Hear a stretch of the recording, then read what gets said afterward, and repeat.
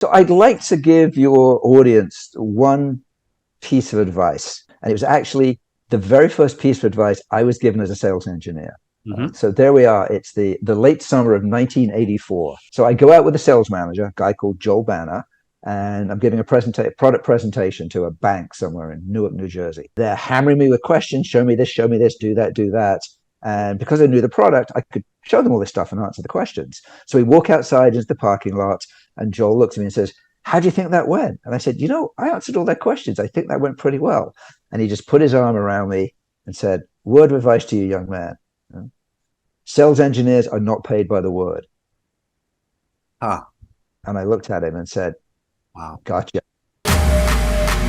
What would you say either about this, or what do you think is an even greater problem in pre-sales? So, Tony, first of all, I have to commend you for the research you've done prior to this podcast. So, thumbs up for that. That's good sales engineering practice right there. How it started in the 80s to where it is today, 2023, 2024, going 40 years later of what pre-sales, what this organization is going through. What could you predict or even make an educated guess on where pre-sales is going? Ooh. This could be a hot button question. Which is why, going back to one of your earlier questions, I truly believe that SEs are the oil that drives the engine of sales. It is true, because SEs are in a unique position that they touch almost every single part of the organization and can reach into more parts of the customer organization than almost anybody else can. Before, with the whole idea of academia and bringing more research to pre-sales, it's going to help this new growing population. It's only getting bigger, pre-sales. This has been fun. We should do this again in a little while, Tony. Definitely. Ooh, now there's a fun question. You've reached the Tony Moze Podcast, interviewing the most influential people around the globe. He's a former psychology worker and military veteran turned tech professional and entrepreneur with the goal to educate and inspire you to fulfill your dreams. Whether that's transitioning into a new job, increasing skills, or turning your hobbies into a money-making gig, Tony shows that the world is big and opportunities are endless. And now, without further ado, the Tony Moze Podcast. Oh, John, getting right into it, you were once a chemical engineer before, right? True. That's where I started myself, many, many, many, many years ago. Yes. Okay. Yeah. And that's always so interesting to talk about then versus now, how the climate has changed. And I believe you said you worked around Exxon Mobil. So I started my life as a chemical engineer, working on an oil refinery over in England, down in Fawley Oil Refinery, and worked in the oil refinery for about 5 years in total. Started crawling around dirty pipes at midnight and floating roof tanks and things like that, and decided I was an okay engineer, but I actually discovered I had an interesting talent, which is I could explain complicated things to non-technical people. And so that kind of started putting me over into the IT field. And from there, we'll get to later, I transitioned over into being a sales engineer. So, in the Army, when my unit and I were in Iraq, we were hauling JP-8 fuel for the Air Force's C-5 aircraft. So whenever civilians are, they ask me, what was your job? I'd say, those, when you drive on the highway and you see those big tanks that say Mobil or Exxon on it, that was my job, but, that was for huge planes. So right. That's how I try to explain. So that much appreciated. Good to see that. Yeah. I think back then we made JP4 as one of the cuts out of the top of the distillation column. I still remember it. Yeah. Now, would JP8 would be the high? It's been so long, but that would be more of the highest of the octane of fuels? I think that was probably super high octane, which I would imagine is what today's jet fighters need. But we're talking again many, many years ago. So yeah. At least for the British military, I'm pretty certain it was JP4 we used. Yeah. Gotcha. So you talked a little bit about what you were doing in those times, but now then you got into this transition, where you now move into a different area. It's not necessarily chemical engineering. And I was curious because I always like to start off that first question with people to let them know is what was that aha moment, series of things? Maybe there was a one word that may have been said to you or something that you saw that you said, you know what, I'm going to get into pre-sales. So it was actually a lovely lady called Rita Callahan, who worked for me. I was like a unit supervisor at the time, and Rita left and went to work for a software vendor. And about 4 or 5 months later, that software vendor came to the refinery to give a presentation and sell us some stuff, which we eventually bought. But it turned out that I was actually pretty good at using their software and explaining to the rest of the people in the refinery how we could utilize it and how it's going to make everyone's life easily. That at some point, Rita's boss came back to me and said, "Hey, you're pretty good for one of these." They were called solution specialists back then. What do you think about taking a job with us as a solution specialist? And I said, now tell me more. So one of my favorite questions. So he explained it in some more detail, exactly what the job entailed. It sounded interesting. And then I threw the kicker at the end. I said, but listen, my wife's American. And we've been living over here in the UK, got married a couple of years ago, but we want to move back to the States to be closer to her family. What's the chance of getting this solution engineering job, this sales specialist job, but having it over in the headquarters in Princeton, New Jersey? And the guy kind of like rubbed his chin and said, I think we can make that happen. And lo and behold, that was the start. There's another question I want to ask later on, but just thinking about it, to hear the word solution specialist, perhaps they still use that word today. I'm thinking of the idea of customer success even coming around that time, and nobody necessarily knew what customer success entailed. So a man named Don Peppers, I think they would call him or coin him as the godfather of customer success. Right. So what was it then versus now? Like, how did they conceptualize it? How did they go around seeing this, as what it is today? Your job was basically to be the right-hand man or woman for the salesperson. Not too different from today. If you think about it, there was a rep who goes around, does the initial lead generation, makes the initial introductions, potentially sets up a first call or second call. And at that point, back then, it was technology was nowhere near as, believe it or not, simple it is today. So they grab hold of the solution specialist and say, come with me. And so initially it was all about presentations and demos, and then very quickly it evolved into building relationships and doing things when the salesperson's not around. So if I think back to things I did, and I'll date myself now, 1984 was when I started being the first SE, to use the terminology. Massive aspects of the job is identical to what SEs do today. Interesting. That's good because I believe you said there's several folklores that are out there. There's several stories that people talk about, like, how did it start? Like, just like how cavemen discovered fire. Like, how did this come about where they said, you know what, we're going to name this thing that we're doing here pre-sales? And like, what are some other folklores you may have heard out there that has, started it? What had ignited that thing? The apocryphal story is that sales engineering was invented by some really frustrated sales rep at IBM in the late 50s, the early 60s. Who was trying to flog a mainframe to one of his customers who was asking him all kinds of complicated questions he couldn't answer. And he couldn't get it done over a telephone call. So he walked down the halls of Armonk, New York, the IBM headquarters at the time. And he said, and the first engineer who actually lifted up their eyes and made eye contact with him, he said, you're coming with me tomorrow. Wear a suit and a tie and get your hair cut and whatever. And that's how sales engineering was born back in the late 50s or early 60s. So wow, that may or may not be true, but it's a wonderful story. Yeah, no, that's super cool. Yeah. Something that perhaps they could start displaying in museums one day. I think so.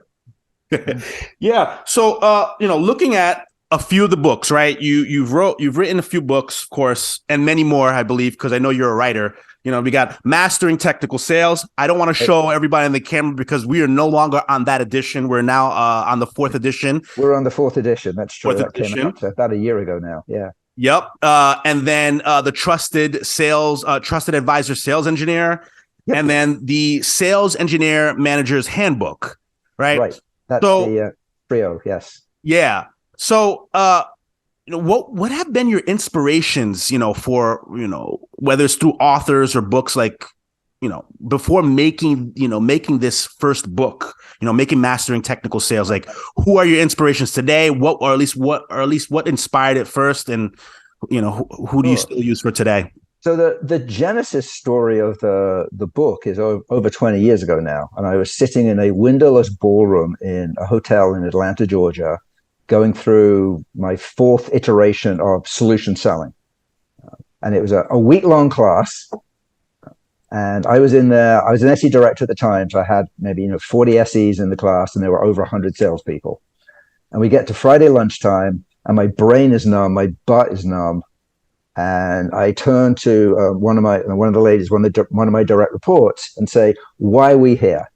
Right? It's 5 days of class. Only a day and a half of it is relevant to us, and we can absorb it 3 times faster than all these dumbass salespeople. Mm-hmm. And she just looked at me and said, "If you're so smart, why don't you write a book about it?" And so that planted the seed. And then about 6 months later, my boss at the time had one of these self-actualization, self-realization sessions, had to come in and speak to us. It was very left coast California, touchy-feely type thing. And I must admit, I wasn't getting much out of it. And I was in front of a fire and almost asleep. And he said, "And John, what do you want to do?" And I just startled awake and said, "I want to write a book." And one of the other guys, Aaron Bowling, who was my co-author for the first couple of editions, was sitting next to me. He said, "Me too."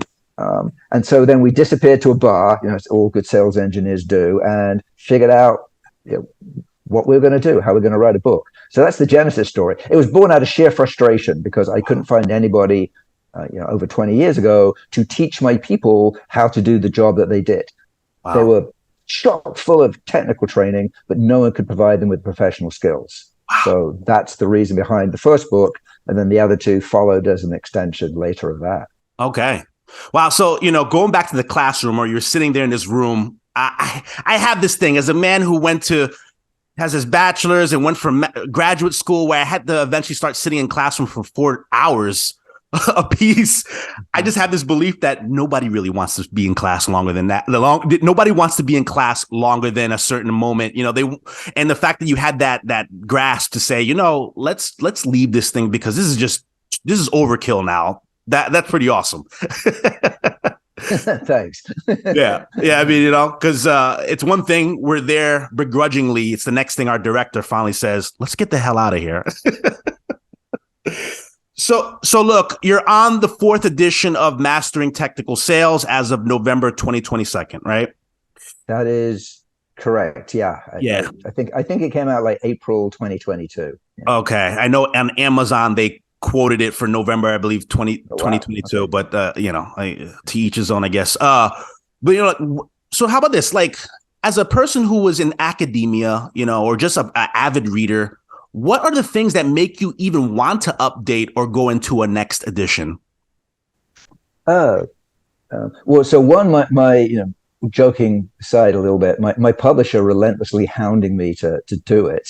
It is that, believe it or not, it's actually one of their better selling books, because they are like an academic textbook publisher. But the 3rd edition came out in 2014. So what has changed in the profession in the 8 years between 2014 and 2022 has just been amazing. Now, and it's a lot of stuff around the outside. So the core, again, the core job responsibilities of an SE haven't changed a great deal. We're certainly now more consultative. We're more business oriented. We can dive way more into the business issues than maybe we did, 20, 30 years ago. But the technology that we use to do it, that's changed quite dramatically, and the tools and some of the processes. I mean, just think, the whole world has been cloudified, if that's even a word, over the last 8 years.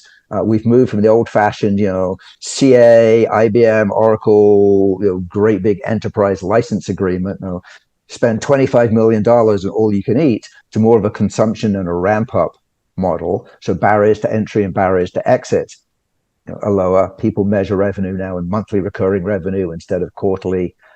So much has changed just in terms of the actual sales motion and sales process itself. And then matching that to the technology that's available, it was just time for an update.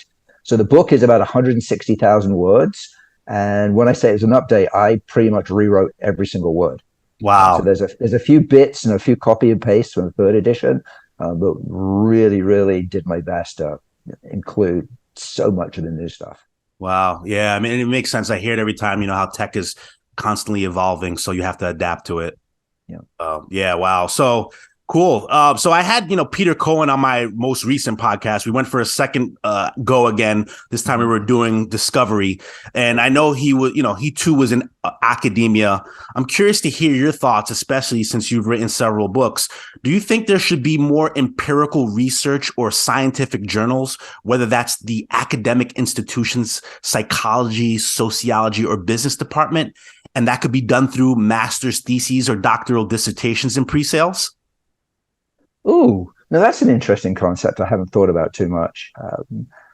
I will tell you that in the workshops that we deliver and even some of the keynotes that I do try and inject as much data as I can. So we've done a number of surveys about what customers want and why people buy, and looking at value, or the meaning of trust even. And I know when I put that data up on the screen, like everyone kind of sits up and looks at it, because it turns what's basically a fuzzy, abstract concept and subject into something more concrete.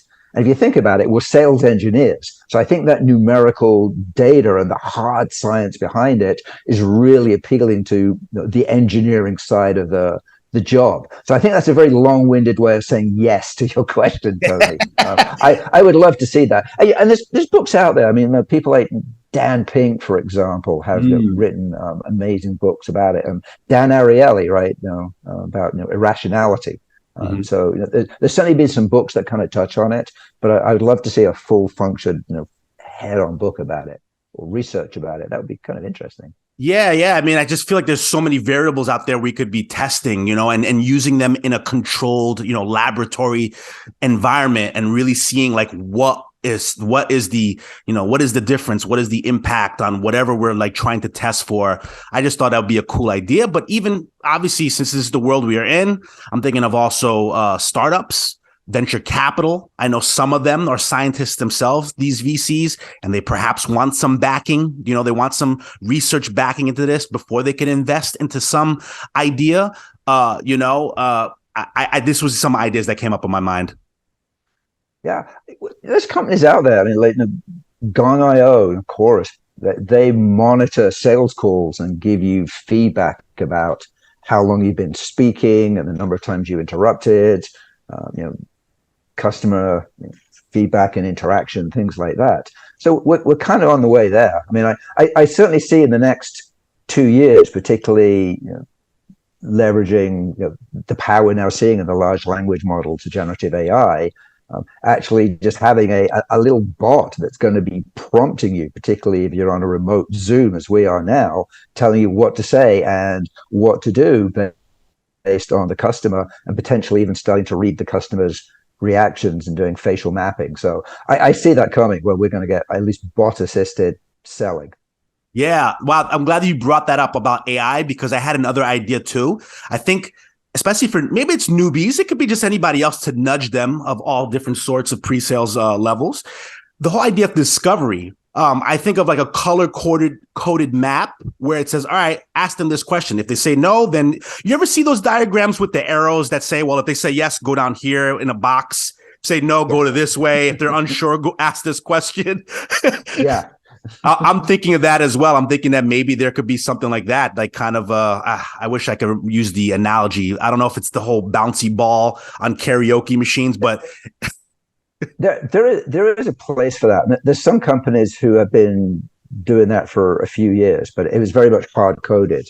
And it's great if you're a smaller company or you're a single product company.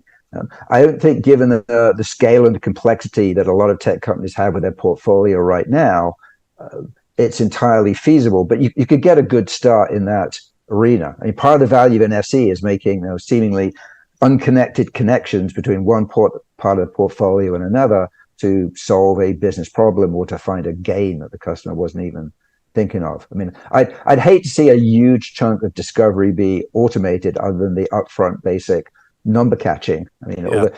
every survey that you do with sales engineers, you ask them what's the piece of the job they love the most. Number one is getting the technical win, but number two is always discovery.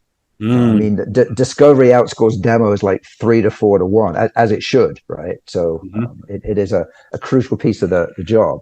Yeah. Wow. And I understood you once worked for companies. Obviously, you were, working, at your one most popular companies as well. And now you're self-employed, Yes. So I bit the bullet over a dozen years ago and went into mastering technical sales full time. Partnered with a company based in Singapore called Up to Speed. So between ourselves and Up to Speed, we've been basically dating for 12 years and running professional skills workshops for SEs at, I think, over 400 clients at this point in 10 different languages. I never, ever foresaw that this was going to happen when I wrote the book. Wow. Certainly I monetized the book and created some classes from it, and much as Peter Cohan did with Great Demo, right?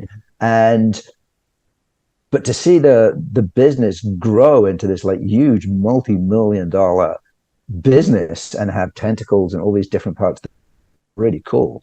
And then, as you're aware, Tony, about 4 or 5 weeks ago, we formally merged.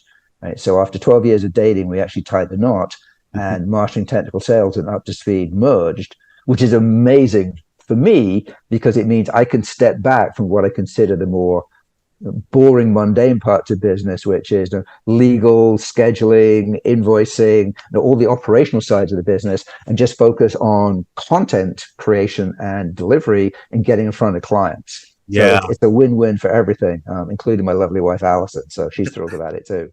That's awesome. Yeah. And I think about that in business. For me, it would be on your end, the content creation. I know legal is super important, but it is literally one of the most boring parts of the business. It is, although I do get a thrill of working with lawyers. I mean, all my life I've made fun of lawyers, and I have to say my son Matt is a lawyer, and I'm incredibly proud and happy of him. But sometimes just dealing with lawyers, you with your psychology background could appreciate this. You can have some fun sometimes. So. Yeah.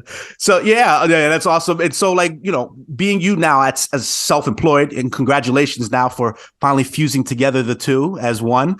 But if large universities were to make pre-sales a teaching position, would you ever consider being an adjunct, part-time or full-time professor? Already been there and done that.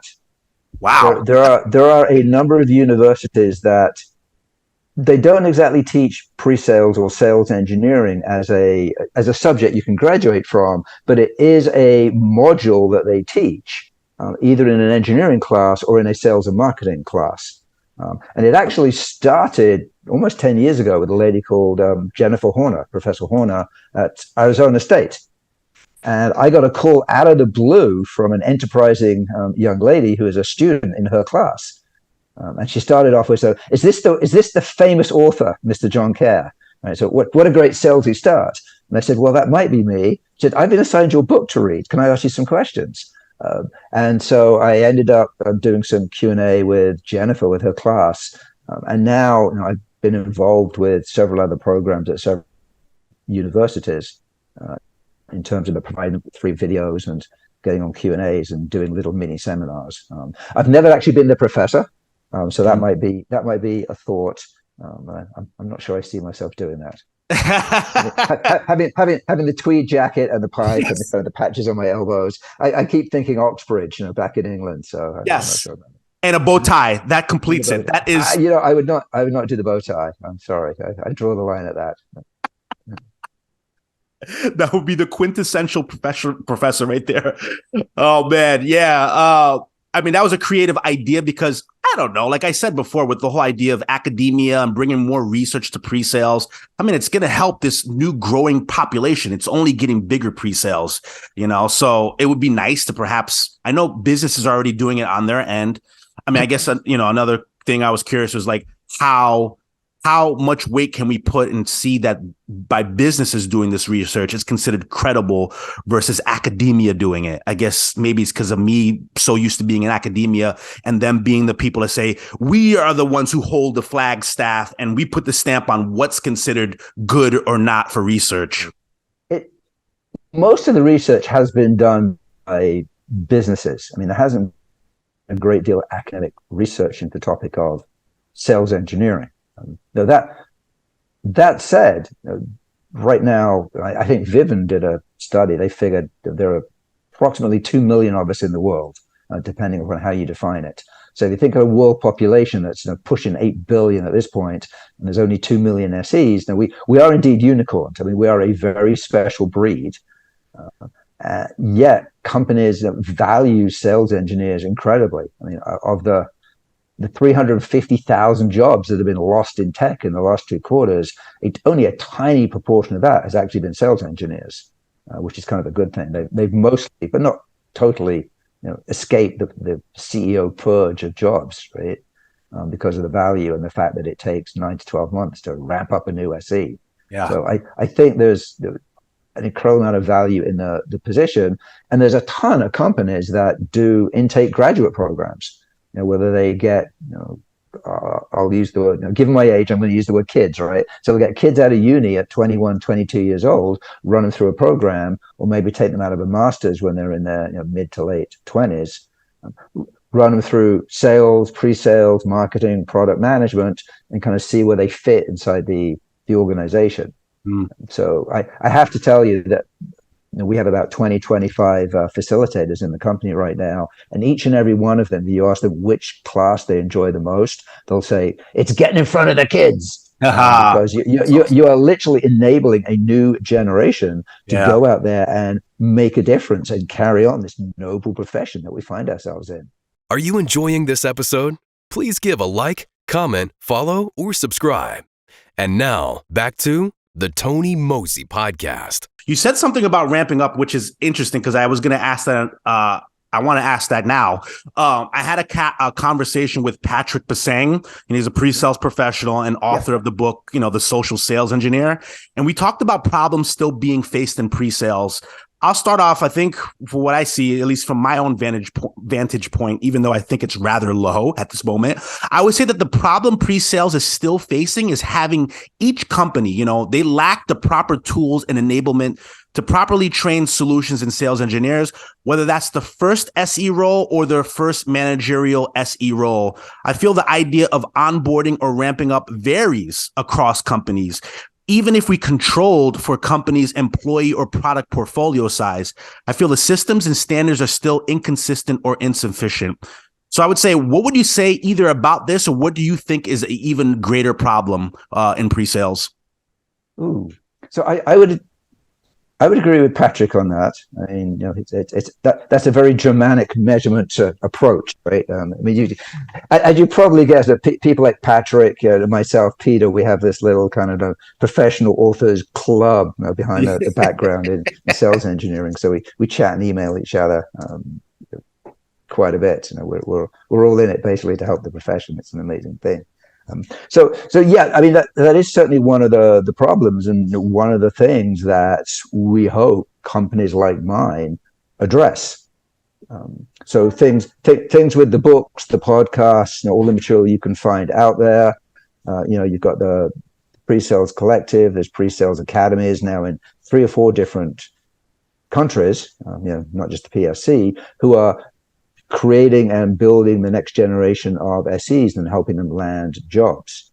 So there's a little bit of consistency there. But if you think about larger companies, the way an Oracle or a Cisco or a Red Hat train their SEs is different from a mid-level company, which is radically different from a startup where there's and ultimately maybe there's an SE manager and 4 or 5 SEs. It is though the manager that I feel worst for. The first manager in a company, I think that is probably the hardest job of everything. Yeah. I've heard some stories, especially with first line managers, their very first time as one. And yes, the woes that they go through, especially with not being provided with the proper, enablement to get them to be successful. And it is frustrating. And that's one of the reasons that Chris Daly and I wrote that book, and we created it as a paperback, which you can buy for like $15-16. It's not a universal panacea, but it's the experience of two guys who have the scars and what we learned, and gives people a framework to become a manager. And it's written by engineers for engineers, which I think is unique, as opposed to going to a Harvard managed mentor class or something like that, which tends to be rather generic. I mean, we're now at the point in my company where over 20% of our revenue is actually driven by SE leadership workshops that we run, as opposed to individual contributor workshops, which I think is a great thing. And it shows that companies are now finally investing in their first and second line SE leaders. Wow. Yeah, that's cool. Going back to the books, I'm looking at when looking at the Sales Engineer's Handbook and Mastering Technical Sales, the Sales Engineer's Handbook, like, what was the rhyme and reason of why these books were written more like handbooks, like manuals, instead of the Trusted Advisor Sales Engineer book, or any of the books that follow in a certain chapter, journey, or sequence? So the first book was intended to be a textbook or a handbook. And I always tell people it's not a murder mystery. So you don't start at chapter 1 and go all the way through to chapter 34 and find out who the killer is, because it's always the sales rep anyway, right? But so it's intended. You look at the table of contents and say, today I'm going to have a difficult meeting with this customer. They're going to raise a lot of questions and objections. Let me brush up on my objection handling style. Or tomorrow I'm going to go do whiteboarding and visual selling because this customer hates PowerPoint. What are the tips and techniques behind that? So that was the reason why the textbook, the handbook, the MTS is designed that way, like chapter. The Trusted Advisor Sales Engineer kind of blew out from one of the chapters in the main book. And I tried to write a summary of it, and my 1,500 word summary ended up as 45,000 words. the reason being that everyone tells you that you have to become a trusted advisor, and it is a little cliched phrase, but no one ever tells you how to do it, and no one ever tells you how you can measure yourself in terms of how much trust the customer places in you. And I think that appeals to both the sales side and the engineer side of things. So that's the reason I wrote that book. Is it was, again, I first heard the phrase trusted advisor working at Sybase in the 1990s. And some high-level executive, we weren't doing that well, came into Manhattan to the whole financial services group and says, and you have to become trusted advisors to your clients and get a larger share of your wallet. And then he literally spun on his heel and left the room. And we're all sitting there looking at each other. And we look at Ted Yarnell, who was the VP of the financial services side at the time. I said, Ted, what does he mean? And Ted gave a very executive response, which is, you're all smart people, just go in the room and figure it out. And so we kind of sat down and said, well, what does it mean to be a trusted advisor to our client? And that actually kept the financial services part of Sybase humming for another 18 months when the rest of the company was really struggling and dying, because we had that mindset. And so ultimately it was time to write a book about it, because it had just been rattling around in my brain for so long. Wow. Executives. Yeah. So it's the former CIO. Yeah. Yeah. So, I mean, if we're looking at the C-level, we already have titles like Chief Executive Officer, Chief Customer Officer, for customer success, Chief Information and Technology Officer, Chief Revenue Officer. Is there room for a Chief Pre-Sales or Chief Solutions Officer? To a company, what would make that title come to fruition? So yes, there is, and it already kind of exists. Okay. So there are some companies, I'll call out Salesforce and Adobe, who in the past have had people at the very top, where the chief pre-sales officer, let's call him that, basically reports into the CEO or the COO. And definitely has a seat at the table and is your representative, in government, as it were. So I think that is a great model. Having SEs report a low level in the organization to sales has historically been a disaster, except in smaller countries, and usually ends in tears, because sales managers are clueless about how to manage sales engineers, because we are different animals. Yeah. They know how to manage salespeople, but not sales engineers. So having somebody like that, I think, is critical and important. Even when I was at Business Objects, I was at a director level, but a couple of times I sat in for my boss and sat in at a large, basically board level meeting as the representative of the SE organization. So if you think about it, McKinsey says that the sales engineers represent somewhere between wide range 22 and 34% of a sales organization. So if you have that wide a constituency that isn't represented at the top level, then you're missing out. Wow. Wow. So yes, we should have that. Yes, we should have more of that. Yes, yeah, absolutely more of that. Yeah. Yeah. All right. So this could be a hot button question. I know you had a conversation with an individual, I believe was E.T. Shruti, and you stated that sales engineers are the oil that drives sales and the entire company. You were also speaking with Ramsey on We the Sales Engineers podcast, talking about the differences in sales engineers and account executives. So with the rise in technology, the need for more cybersecurity, thanks to the pandemic, all that technical infrastructure being built in and around it, and the need for people to be more technically savvy, do you think the account executive role will eventually become obsolete? Oh, now there's a fun question. So Tony, first of all, I have to commend you for the research you've done prior to this podcast. So thumbs up for that. That's good sales engineering practice right there. So gold star, my man. So 5 years from now, 10 years from now, I would rather be a sales engineer than an account executive. So that's my political answer if I was running for office. I think we will get to a point where towards the end of the sales cycle, their bots will buy from our bots. Mm-hmm. I mean, they won't be called bots back then, but you get the idea. Customers right now, and for the last 10 years, have always said that the person on the vendor side who provides the most value to them and their team is the sales engineer by a factor of 2 or 2.5 to 1 over the account executive, over general collateral, and even executives from the vendor. Don Carmichael, another name in the industry, he jokes that the unofficial title of the sales engineer is, quote, the person the customer really wants to speak with. And so I think that's absolutely true. So the account execs will never go away. But if you look at automation, everything that's happening, their part of the job is going to get automated far more quickly and far more comprehensively than the SE. Now, the SE's job is getting automated too, but it's the boring, mundane stuff that no one wants to do anyway.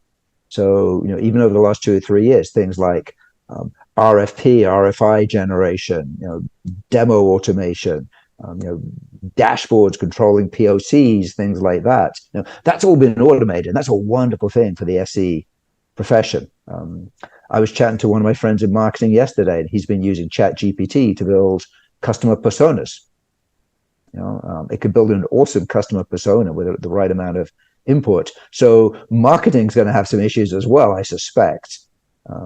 Hopefully ChatGPT builds better slides than the average marketing person, but we'll see to that. So again, I kind of stick by my answer that 5 to 10 years from now, if you gave me a choice, and everything was equal, I would rather be an SE than a rep. I think there'd be more prospects and more fun and joy in the job as well. Gotcha. And I know, like in your formative years of your career in pre-sales, you also had worked a little bit beyond just pre-sales. I think you did a little bit of marketing as well. You did perhaps, yeah, right? Yeah. So I've been a business development manager. I was actually a rep for a while at Oracle, 134% of quota, proud of that. Although nice. I did not like what it did to me, nor did my wife. So I decided I could be an okay rep, but I could actually be a pretty good sales engineer. I've stepped outside that environment a few times, been an IT leader. So I've been on the other side of the desk, which I think gives me an almost unique perspective compared to anybody else in the SE business who does what I do, because I've been the seller and the sellee, as it were. to the point where I've been behind a desk as like kind of a CIO, and I could tell what sales methodology the salesperson was using when they were doing their pitch. So you get a little cynical about that. Yeah. What do you call this? I'm going to use this I'm trying to get a survey of what everyone's answer could be for this, but what is that one umbrella term or name for everyone who's working, from marketing, business development, sales, pre-sales, customer success? Does that all fall under go-to-market? I mean, what would you label that whole umbrella? It's varying parts of go-to-market and selling.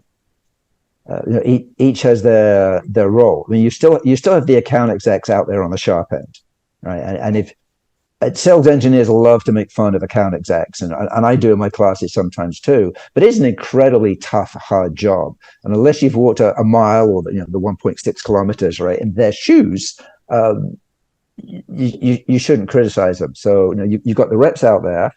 I like to think that the SEs are in most cases they're junior partners, right? I mean, not subservient. I mean, because it takes two people to make the deal, and then the other organizations, much as they hate to admit it, are kind of supporting the sale. So marketing kind of, we hope, does the air cover. Engineering actually builds the stuff. Okay.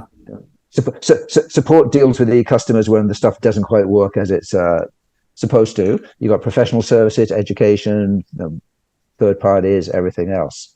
Which is why, going back to one of your earlier questions, I truly believe that SEs are the oil that drives the engine of sales. Mm-hmm. Now, not necessarily with Teslas, right? But it is true, because SEs are in a unique position that they touch almost every single part of the organization and can reach into more parts of the customer organization than almost anybody else can. And I think that's what makes the job so fun. And that's what's changed since I first started doing it. I rarely got outside IT my first 4 or 5 years as a sales engineer. Whereas my last 10 years as a sales engineer, I spent as much time in this side and in mid to senior management as I did working with my people when they were dealing with the IT side. So that's certainly changed. Wow. So just again to reiterate, like what's that umbrella called? Like, how would you define all those departments fused as one? Even because I feel like they're all sales. if you fuse them as one, it's a mess. I mean, they all have their distinct uses, but I mean they are basically the go-to market operation that keeps the company functional by enabling the salespeople to sell stuff. Right? Yeah. I'm not sure there is an umbrella name for it. Okay. Yeah, good. Yeah, just curious to know, because if I was trying to lump it all in one, what would that be? And I mean, yes, it's a mess. So here's my thoughts. You being, you training multiple sales teams and organizations, like what has been the feedback about, okay, there's a technical win, great. Proper discovery, great. Technical win, great. Closed one, great. Now it's going into customer success. We have this thing called the handoff. What are your thoughts between, what has been what has been the feedback from companies talking about how that handoff goes? Is it clean? Is it crisp? Is there still a lot of issues? Do you think there needs to be more room for enablement within these two different departments? It's never been super clean and crisp, and the constantly shifting sales model exacerbates that. If you think about what used to happen, there was the one massive deal. I mean, we're talking about enterprise software companies or hardware companies here. One large deal went down, and then it was basically thrown over to professional services, like, here, catch. And I mean, that's companies like Siebel, for example, used to do that, and they throw it to their own PS or to Accenture or somebody who'd come in, and you pay 3 times as much for services as you did for the software. And all the other bits of the organization will be running around as well. And then it was their job to make the customer successful. I think one of the great things about the consumption model is, instead of it being one huge spike now of a deal, it's kind of like a series of small wavelets, right? And one deal creates the next deal, which creates the next deal, which creates the next deal. And companies get paid on ramp up and consumption and utilization rather than one humongous deal up front, mostly, which means that everybody is responsible for customer success. And everybody said that 20, 30 years ago, but now it really is true. So there are orgs that have customer success managers who are responsible for the ramp up afterwards. But the really good sales engineer, again, unless you're a small company and it's a one and done deal, you stay engaged with those customers because there's always one more deal and one more deal and one more deal. And that's kind of the bedrock of the trusted advisor sales engineer. Is you don't just let them go, right? You stay in contact, even if it's like a breakfast or a lunch once every couple of months. So in a sense, they're working in an agile form, you would say, right? Even though it's in customer success, it's still going back into maybe pre-production. And this, I don't know, I'm just making up the word, in a way, I mean, we still use the word pre-sales for defining the entire industry. And that is a rather, primitive dinosaur word at this point, because again, is there such a thing as pre-sales anymore? No, only with the very first deal you ever sign with a customer, if you're a startup. Then after that, everything is a blend of pre-sales and post-sales and whatever else you want to put in front of the word sales. Yeah. So that's certainly different too. Wow. I still go back to my days at Sybase, mid-90s. One of the reasons we were successful was we created something called a CSM, a customer success manager. It may have been one of the first times that position was ever created. And any customer that acquired more than $1 million of Sybase products got one of these CSMs or part of one of these CSMs for free. Yeah. And it was their job just to make sure the customer was happy, to deal with support issues, license keys, user groups, things like that. And it really was their job to drive customer success. And that would free up me and my team, who were still, quote, pre-sales back then, to go focus on the next deal. And it was a wonderful thing. And it always baffled me why the CSMs didn't catch on for another 10 to 15 years in most companies, because the investment was absolutely worth it. Wow. So last question here. I know before, we were talking about how it started in the 80s to where it is today, 2023, 2024, going 40 years later of what pre-sales, what this organization is going through. And I know you were on the Pre-Sales Collective podcast with James Kakis, and I know you were speaking about how things have changed from then till today. So besides the technology, if we're to look into the future, perhaps 5 years or even more from now, and we're looking at just the people and process, not the people, process, and product, just the people and process. What could you predict or even make an educated guess on where pre-sales is going? Ooh, well, so one, it will still exist. I mean, let's kind of clear the decks on that one. So the profession will still exist, and the things that pre-sales engineers do will mostly be the same as well. I think we'll continue to see this trend of sales engineers getting into line of business and sales engineers building relationships with mid-senior level executives. So that's something that trend has been ticking up for a while. So becoming more consultative. I think that we will continue to see the profession become more diverse, which is a wonderful thing. Regardless of how you define diversity, I've certainly seen that over the 40 years that I've been in the profession, and that's a wonderful thing, because it brings opportunity to so many more people to get into this wonderful job. So that's certainly going to change. The technology wrapped around the job is going to be, we won't recognize what we're using in 2028 from what we're using now, other than maybe whatever a laptop has morphed into. So there'll be holograms, there'll be bots all over the place. I doubt that SEs will be lugging laptops around anymore. I think we'll have kind of little boxes that are going to do holographic projections. Demos will become far more experiential for the customer. So it won't just be visual. I think we'll start having tactile demos, and you'll be able to bring in all the different senses.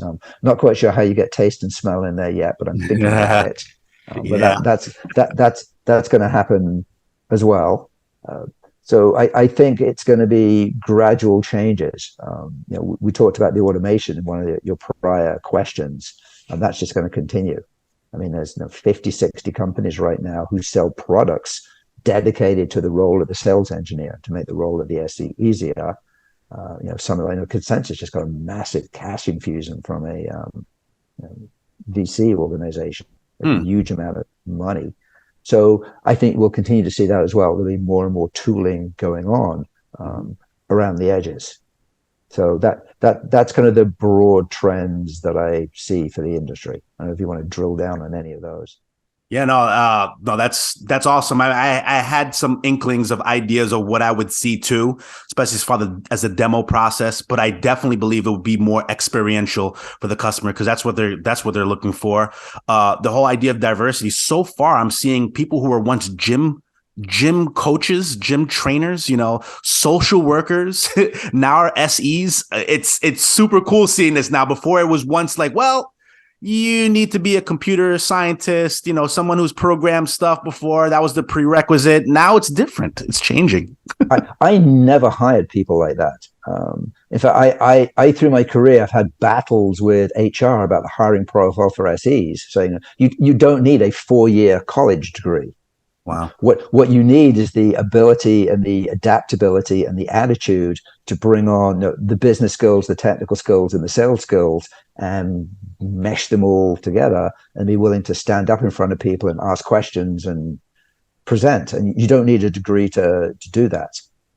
Wow. That's talent right there. Yeah. So the last 2 years, I've seen, for example, teachers. There's been a phenomenal number of teachers and musicians who have come into the sales engineering profession, and they've done great. So maybe there's a lesson to be learned for hiring managers there as well. As you truly need to step outside the box. I mean, I have literally had a rocket scientist work for me. Somebody used to work at NASA. I've had a Shakespearean expert. I mean, actually wrote a thesis about Shakespeare. Biochemistry majors, English majors, everything history outside of just regular IT. So you can't get constrained in this little box about what you think makes an SE. Yeah. And I feel a little bit of like the whole idea that maybe it's not necessarily you need to have this college degree to be saying I'm an SE. It's more like I have the subject matter expertise to be an SE, at least maybe, obviously, like you said, it could be a Shakespearean person, but for other, for in other areas, other companies, sometimes it's not just about like, look, I have a 4-year college degree. It's more like, look, I literally worked in this area, like I was a banker and I now can work at this fintech company or, like stuff like that. Or like I worked as a social worker and now I could help, expand your mental health portfolio app and whatnot. So, yeah. Hey, John, before I end it off here, is there any lasting thoughts or things you may want to say on here? So I'd like to give your audience one piece of advice. And it was actually the very first piece of advice I was given as a sales engineer. So if you'll indulge me with a little story here. So there we are. It's the late summer of 1984. Right? So way back. And I go on my first sales call. Now, I knew the product pretty well because I've been a user for a year, right? Just because you mentioned a few minutes ago. And I'd gone through 4 or 5 weeks of quotes, boot camp for sales training, but I knew nothing. So I go out with a sales manager, a guy called Joel Banner, and I'm giving a product presentation to a bank somewhere in Newark, New Jersey. And they're hammering me with questions, show me this, do that. And because I knew the product, I could show them all this stuff and answer the questions. So we walk outside into the parking lot, and Joel looks at me and says, "How do you think that went?" And I said, I answered all their questions. I think that went pretty well. And he just put his arm around me and said, "Word of advice to you, young man." I'll use modern terminology. Sales engineers are not paid by the word. And I looked at him and said, "Wow, gotcha." There's a lot to be said by minimalism and just answering what you need to answer and not adding and then and everything else. And that has stuck with me for almost 40 years now. As SEs, we are not paid by the word. We are paid by customer success. We are paid by deals, technical wins converting into business wins. And although you're paid probably to be the smartest person in the room, you are not paid to show that you are the smartest person in the room. So they're not paid by the word. Yeah. Well, John, again, thank you so much for your time. I thought this was a pleasure. It was really good to pick your brain, hear some creative ideas, and just allow me to explore things within my own. And hopefully everyone who's listening to has gotten value from this as well. Again, thank you again. You're welcome. This has been fun. We should do this again in a little while, Tony. If you enjoyed this episode, remember to like, comment, follow, or subscribe. And for more information, be sure to check out the description. Thank you for tuning in, and hope to see you again for the next episodes of the Tony Moze Podcast.